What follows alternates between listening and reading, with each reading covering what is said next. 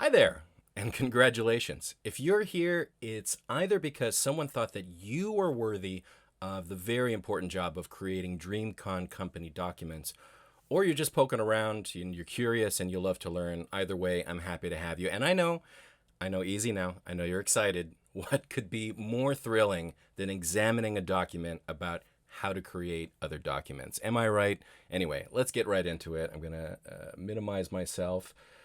And so you can see my screen. Here we are with the DreamCon company document template. So the idea is that when we create and share company documents, we want them all to follow the same format and style. And the best way we think to do this is to have actually created a template with those styles embedded or saved inside of it so that you can just copy it, delete the text once you've read through it, and then create your own document, and the styles are already there. So we're going to walk through this whole process, but let's talk a little bit first about why we want everything to look the same.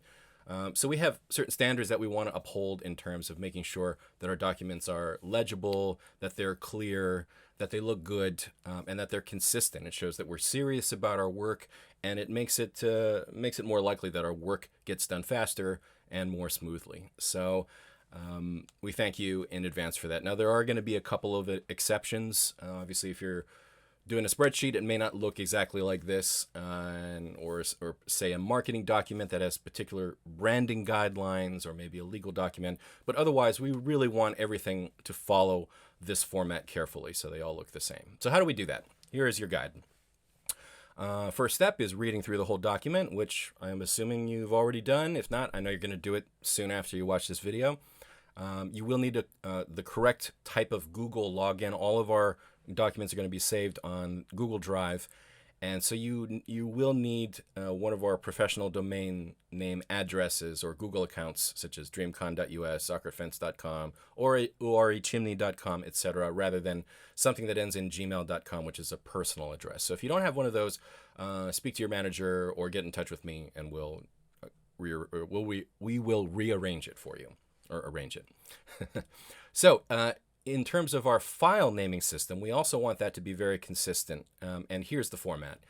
An abbreviation for the department, such as communications, the type of document, such as PRC for procedure, an abbreviation for the company, the title, and the version, all separated by little dashes. You actually don't need the spaces. You can see an example of it here in this top corner. That's the name of this document.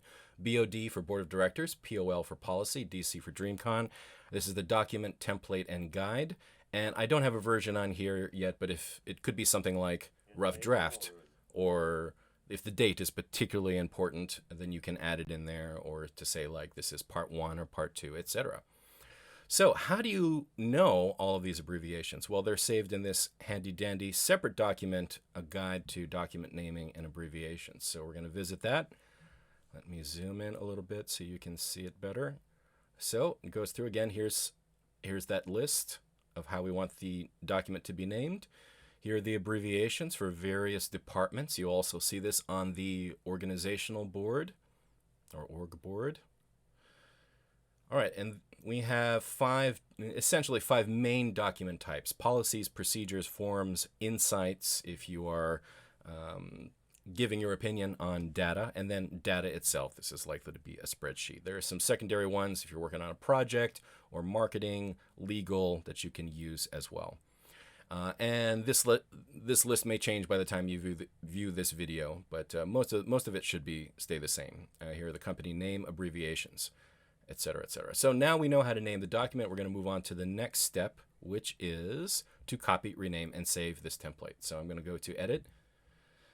File, make a copy, and here's where I need to rename it. I'm going to delete the part at the front that says copy of this document, and I'm going to rename this. So let's say I'm just creating something called, I'm going to make it personnel, still policy, still DreamCon, but let's make it,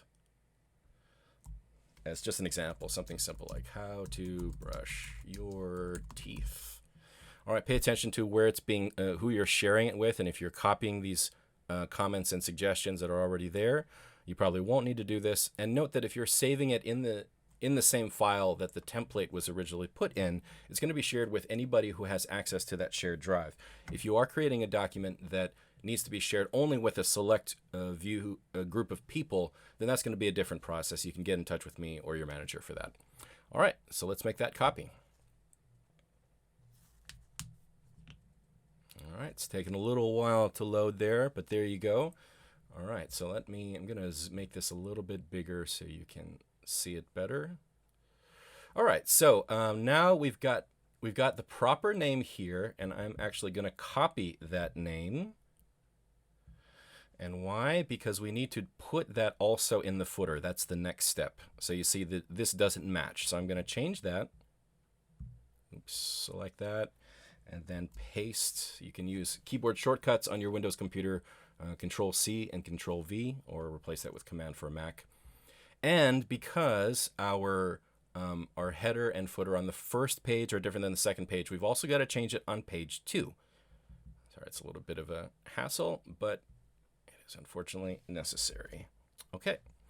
The page numbers will automatically update as you add pages. The date up here will not, so I'm going to change that. This is the date of creation. This is the date of revision. If I come back to it in a week, obviously this date will change. Okay, so now we've got that, and the next step, we just took care of updating the header and footer, and now we're going to delete all of the text that's here so we can start typing. But before that, let me show you real quick how the styles are saved here. So you see this up here shows that this is saved as title format. This is subtitle. Here we've got normal text.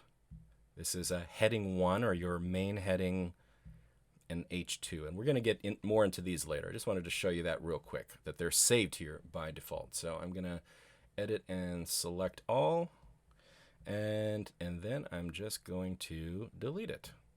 And boom, we've got a nice, clean, empty page that's ready for content. All right, so I think that is all for now. I'm going to come back to this in terms of if you have other content that you need to paste in. I'm going to come back to this later on when we're actually going to create an entire document. But for now, that is it for part 1. We'll see you in part 2. That description is going to be in the link below here on YouTube. And so thank you very much for watching, and I'll see you in the next one. Bye-bye.